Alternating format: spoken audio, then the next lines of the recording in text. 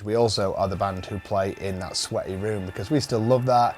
Like, that's part of our culture, and it's important to keep that alive and support those venues and that whole thing. So we go back and forth. We'd done Brixton, and then we did like fucking 3 nights at Underworld or something. Yeah.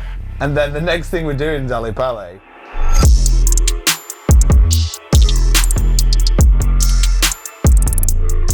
Hi, I'm Rishi, and I'm joined by Matt and Loz from While She Sleeps for the latest in Enemies in Conversation. How are you guys doing today? Yo, yeah, good. Yeah, great, thanks, mate. All good. How has your start to the year been so far? Good. Been up to much? Bit of downtime? Yeah, just nice to be back, spending a bit of time with family. Yeah. Obviously over the Christmas period, but yeah, it's been chill. Yeah. We've been working away in Sheffield, and Yeah, the nice quiet point when you realise that we've finished our shows for.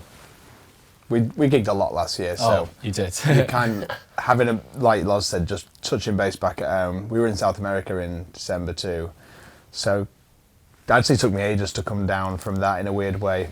Complete just like culture shock and just flip of like climate that I came back was just so confused at what time it was. yeah, it was like we were stoked to get some winter sun, but then when we came back, it was like It was worse. quite depressing. It was kind of dull and grey, but yeah, it was a wicked time out there. So. Yeah. But yeah, a minute to just get down, and then we've got exciting things happening. So Wonderful. And I mean, those South America shows, like even the Australia headline dates you did last year, like how is it going that far away from Yorkshire and getting the reaction you guys do? Like, does it still overwhelm you in a way?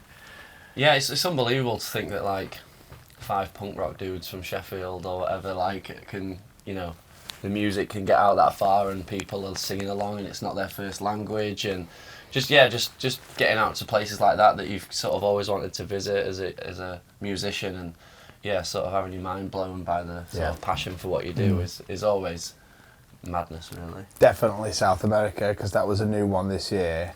Just we didn't quite know what to expect, and like Australia's sick and the shows were amazing, but South America was like, we've never been, so how's it going to do? And we put on the shows, and we were on tour in America at the time, it was in March, and we put the Brazil show on sale and like got a call like 6 hours in being like, it's sold out, do you want to upgrade? And we were like, what? This is like bigger than a show that we'd do in a lot, like in Australia or in a lot of places in the world that we've been to a load of times. And like, we were like, holy shit, do all those come to Brazil comments actually mean come to Brazil? And like, and we got there and it were like, there's people in the airport, and just like, it was, I was looking on the map like every day to be like here, with this far from home, and I don't even know the geography that well. Like, I've consciously tried to learn more about it. Yeah. To see where we're going when we were doing that tour. But yeah, it was like nuts to be greeted by so many fans who've been listening for so long and waiting and supporting the band from that far away. It was, yeah. And the comments haven't stopped; they've started again. So Yeah. it's as soon as we got back, Got to it's get like, back over we've got to there. come back to Brazil again now. I posted a picture of the show in Brazil the other day. Like, reposted someone, a Brazilian fan's photo, and then they responded to me saying, come to Brazil. I was like, no, we did. That's it. But I was like, no, I'll come back, it's fine. Yeah. But We're good to on go to back. the big one, I guess, Ali Palace, 23rd of September. I mean, when you're on tour with Parkway Drive and you're playing these massive arenas, at what point does the conversation start thinking, yes, we're going to get a massive truck, a massive banner, get the bartenders to hand out these little cards, and all these little hints to the absolute mic drop moment that you're headlining the place this September?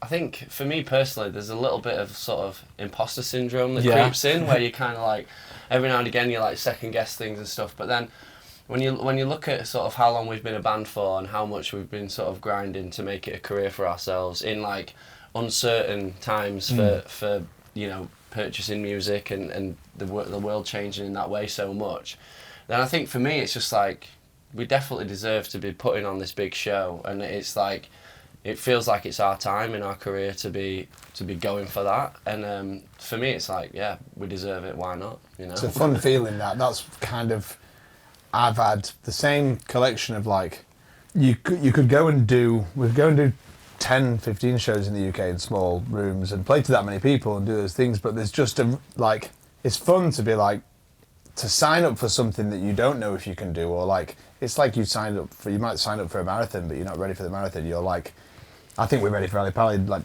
that, don't mean that by that, but it's like it's a really nice thing to set yourself a big challenge sometimes because you're like, good, I'm doing something that's actually a step up. And yeah, when that conversation started, we'd done Brixton, and like we try and like to keep things super ground level in the band with our audience. We try and play the biggest show we can possibly play, and then go and play loads of tiny shows where we came from, and we sort of flip-flop like that. So we don't just become this band that lives on a big stage, we also are the band who play in that sweaty room, because we still love that. Like, that's part of our culture, and it's important to keep that alive and support those venues and that whole thing. So we go back and forth. We'd done Brixton, and then we did like fucking 3 nights at Underworld or something. Yeah. And then the next thing we're doing is Ali Pali. After making that sort of decision, like, should we try it? We then spent like all our time on the Parkway tour being like, how do we announce it? Like, how do we make this? How does it get received that's not just like, here's the next gig we're doing. We were like, because it is so important to us, so we have to deliver that information in a way of being like, we're doing it, guys. Like, and it's a big moment for us, and it's a big moment for everyone who's supported us and been on this journey, because I feel like it's their win as well to get us there. Oh, absolutely. It's that kind of vibe with our fans. There was a bit of the same thing with Brixton as well, where it was it felt like a step, you know what I mean? It wasn't just like, oh, there's another show. It was like, it was a bit of a tick of the box to be like, you know, these 5 dudes from Chef are now playing like big shows and stuff. So it's really fun as well, like Matt was saying, because we can go into these smaller rooms and deliver the show that we've delivered from when we were young, you know what I mean, when we first started out. But then also I think now it's really turned into that thing where we also belong on a big stage. So it's really fun, like Matt said, to flip-flop between the two. And we're so excited for... You never get too used to where we are or where we live. Like, Yeah. It's nice being like, we can do that. I feel great on the main stage, great on the Parkway tour. Like, we got so used to that arena every night Yeah. that we're like, this is going to feel crazy to go back from Parkway to a club show, isn't it? Like, because it just... And I think on that tour we realised that we're like, we knew we were doing it by that point, but we're like, let's pitch a bit harder that's where we want to be. I'm grateful and happy with every gig we play, 10 people, 10,000, whatever, but like that risk just feels super fun for us as a band to just go, let's put on a bit of a bigger show than we have done before. We know we're a headlining band, but I want to showcase that more. I want the festivals to consider us as that kind of band, and like we were going to have been here 20 years in a minute. Like, it's a long apprenticeship. It's a long apprenticeship, and it's like there's going to be a time where it's like, yeah, well, we can headline at festival. Like, I want to be there, and I think we live in the approach of like, this could be our last record. Like the next one we make or the one we just made. Like, you don't know where the band goes. Life's fucking very like. Cray. Yeah, cray. You got to see it's the fragile, moment. do you know what I mean? Like, we don't know where it is. So like, if we want to do any of these things, we've blinked and we're like, we've been going for this long. It's just like bang. Insane. So it's like, let's do some shit now while we've got the energy, while we feel inspired to do it. Like, let's go for it. And that's a really nice feeling in the band to be like, yes, it's like we're starting again. Yeah. It's our time. Yeah. And speaking of starting again, I mean, is it a clean slate for a show like this when you think about things like production, think about things like set list, supports? Like, obviously, as your show's got bigger, you've brought in those massive letters, sleeps that sit across the stage. Like, the light show's gone up a notch. What are the conversations? Have they started yet? Oh, they're mental. They're just... Yeah. Just like, At this never point, ending. yeah. Never ending. Because we're designing the parameters of what's achievable. So, but until we put those in place, the conversations until now are just completely whatevers, aren't they? Like, we're a very ideas band anyway, so the ideas already are like mad. But We're very like DIY with our approach as well, so you know, we can have an idea and sort of execute it in the right way. So like everything's usually made by hand and stuff. The announcement for Alexandra Palace was all sort of hand done by Matt on like a mining banner. So yeah, like the conversations don't end. So We'll do something it's cool, exciting. defo, won't we? Yeah. Like, and it'll be big. there's so many great ideas in the band, which is like, and they're not slowing down. They're actually getting more as we're getting older. You've got every generation of Sleeps fans going to come to this show. Some who discovered you a year ago, some 15 years ago or whatever. Of course, there's that aspect of, you know, pleasing everyone, pleasing yourselves. But when you look at the shows you've done, like Roundhouse was just 3-4 years ago now. Yeah. And the fan base has tripled in London in that time. Like, what do you think it is about these past 2 records that has seen the rise, I mean, get so like exponential and sort of everyone's hearing your name so much more often now? Yeah, I don't know I don't know if it's just been a steady thing that's happened since we started. I think it is, but I think we've never been a band to sort of just sit behind the one sort of sound or genre. I think that's maybe what interests people. You know, we keep kind of quiet around recording time, and then we come out and it's often a bit of a new turn, a bit of a direction. We're trying to mash up different genres and bring in different inspirations, and like not really stay in our comfort zone. And hopefully, I think that's why people find us an exciting band, like out of the UK, because they don't really know what to expect from a new record. Yeah, curiosity is like a really good thing to have for a band. Like my favourite bands. I don't expect the record to come out sounding like that. I'm curious about how it's going to be, and hopefully we have a little bit of that same feeling where you could be going, oh, I hope they do a bit more stuff that's like it wasn't Brainwashed, or like you might be like, oh, I love the synthy thing they did in there, like what. But it always feels like us because it's executed without us feeling like we need to put anything on to do it. Yeah. It's our execution of these things. But I think we're getting inspired so much more as we grow older, that we're feeling more confident just doing what feels good and like pushing those like boundaries out a bit. We've never felt like we've put any in place, but we're a bit more like, yeah, do it.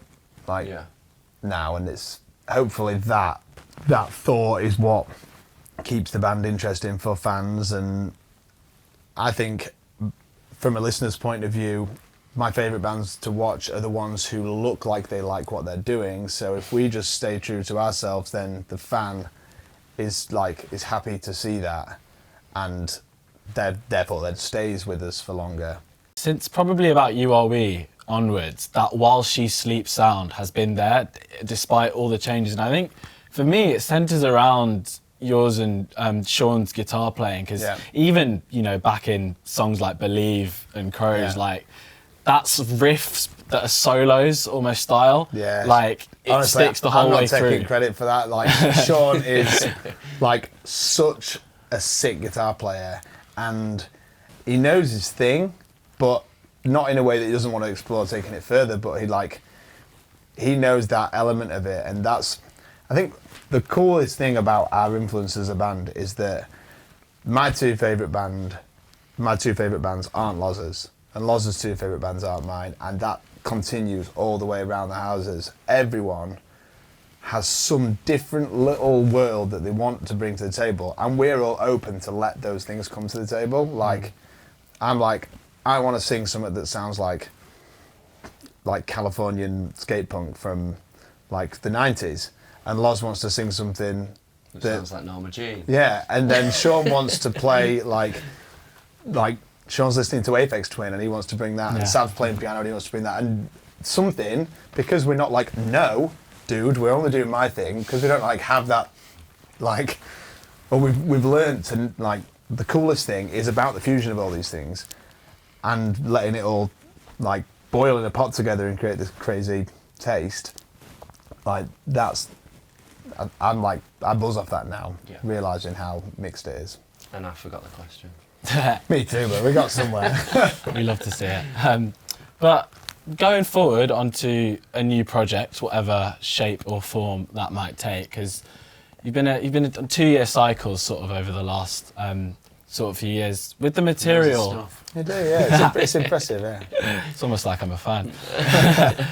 with the material now being played in arenas and also in these sort of dive bar sort of settings, and the versatility it has to take on, Do you find that has been a challenge going forward, having songs that need to serve multiple purposes in that way, or does it all sort of To be honest, not really. I feel like we've always written melodic anthems since we started. So whether that be Even if they don't appear to be on the surface, they actually are inside it in a way. yeah, like we try and make it so that a lot of our stuff sings nicely on. Well, it just does sing nicely on acoustic. You know, we used to write It often starts there, yeah. So we know it can kind of translate in that way. So I don't think we find it difficult to write sort of anthemic songs, but also sort of songs that give you a nosebleed. You know, I think it's like, I think we've always found that collaboration of the two things quite easy. So I think, you know, moving forward, we just want to keep that going and be able to have like big sing-along sections where people can sort of, you know, like sing with us, but also sections that sort of get everyone's energy like through the roof. And like live, for me, it's about, the two best things about live are hearing a room sing something that you made, or losing your absolute shit. Like, they're the two best things about a gig. It's like, just like seeing out of the corner of your eye, everyone just going ham. Like, like that is such a good feeling when it's just like, oh my God, we're on fire right now. Like, everyone's just full of energy, we're going, but it sounds good, and we're like, that's the best feeling, because you're getting this huge release of all this shit that you keep up in just human life, and we're just exerting that. It's that, and it's whipping an ear out and going, oh my God, how do you all know this song? Like, they're the two bits of it for me that I'm like, that's what it's about. And we don't have to think that too heavily in writing, but like, they sit together. So we know now if a song's not going to feel like the song we want to play live, because it doesn't want to make us do those two things. Like, so that lives in our mind a little bit. Like, are we going to be able to throw down to that? And also, do you want to sing that? And if those two things are there, I'm like, it's going to work in either room we play. Yeah, it's a lovely recipe for a perfect headline show, isn't it? So. I wanted to finish off by sort of reflecting on Sleep Society a bit. And it's been 2 years sort of since you launched it. You've crossed that 1,000 members sort of mark now. And something that's different about maybe this project sort of going forward is you're writing it, the five of you, but you're also, you know, giving out demos, giving out little clips to this audience of people, this online community, you know, that you've built. And going forward, is that going to be a fan band sort of interaction as music gets written along the way? Because that must be something new, your experience. It's almost, there's five of you, but a few more sort of people. Yeah, I mean, you know, I think if you just take the basic elements of that, it kind of alludes a bit to just being a fan club, you know what I mean? And they've been going for forever. But I think with this, we are delivering like more insights, and you are closer to us day to day than any other time. And it just makes more sense. Like, if people care about this band as much as we do, they're in there, they're in the society, therefore they get insights more often, and they get to be on the journey with us more closely. They're that inner circle, aren't they? But they know they're that because they know exactly what's going on. We talk to them very openly about what we're working on, what the plan is for the next year. Like, that's the point. You are in that thing. You're not like, oh, I received this like shiny card because I'm in this member club and that's it. Like, hopefully they feel like they know what's going on and they are close to us, because we definitely feel like the same thing with them. But also they're the shareholders of that band. They're like, they know they're keeping this like place of creativity open by supporting it. So it's a really nice like interdependence. It works both ways. Exactly. Yeah, it's cool. And I think so long as, because this is a real question for us. Like, we did Sleep Society when we launched that record. Like, where does it go? We're not following someone else's platform and saying, oh well, theirs did this, we should do that. Like, it's a journey for us. And as long as people are there and interested and willing to do that, then Sleep Society will be a thing. But yeah, I mean, that's for those people to decide if they want to stay doing it. It's amazing too, like they get to sing on the record, they get to be around us when we can make that happen. It's been more often sort of in the UK, but like we're looking at branching that even further when we're touring and stuff to make other intimate shows happen and one-off things that are, you know, They're important talking to us people. about the setlist for Ali Palace at the moment, I think. Yeah. So it's good to sort of put little things out and get people's opinions on stuff as well. So it That's a nice really does part of work it, both sure. ways, and I think everybody in Sleep Society is really enjoying themselves, and we enjoy interacting with them on that level too. So it's great. Yeah, you've had some special moments on the way. Obviously, the day when you invited everyone to Sheffield. Where do you think it can go in terms of size? Sleeps Fest, is that a thing you've considered yeah, we talking talked about? about it, Yeah, yeah. we've definitely talked about that. Yeah. We just had a barbecue with them in the summer, didn't we? Yeah. Wicked. Just cooked them all lunch and had everyone round. wonderful. And Matt always said years ago that he reckons he could go and have a beer with 90% of our fan base easy because they're all not because I just love beers. It's they're all chill people and they really understand us, and I think that's really true. You know, like we see a lot of people now that are coming to the shows that are in the Sleep Society, and it's literally like, we know how's it going? You're doing well, and it's just such. We know so well of them. So we know so many of them so well now.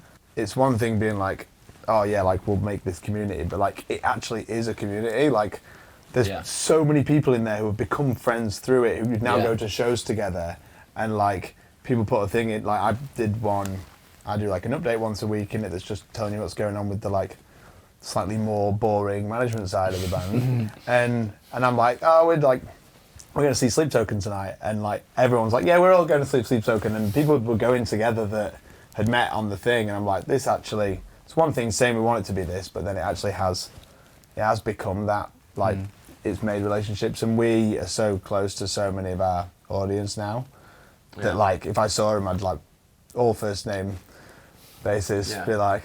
And I know what's going on in their lives a bit as well, to be fair. What's nice as well is like when we first got into sort of new metal and stuff like that, like the sense of community was so strong, and you see someone else wearing like the band's hoodie that you were in, and you have that connection, and that's what the society for us has brought it back to. It feels like it's sort of back in 2000, and you're like, you know, you're like, oh, dude, are you into them? I'm like, so am I. Yeah. So it's really cool. It's special. It's a win-win for everyone, isn't it? Yeah, it's cool. Well, thank you for your time today, Loz and Matt. Really appreciate it. Ali Palace, 10,000 Sleep Society fans. See you in September, Scream mate. as loud as they can. See you in September, and all the best for the upcoming year. Thanks, dude. Appreciate it.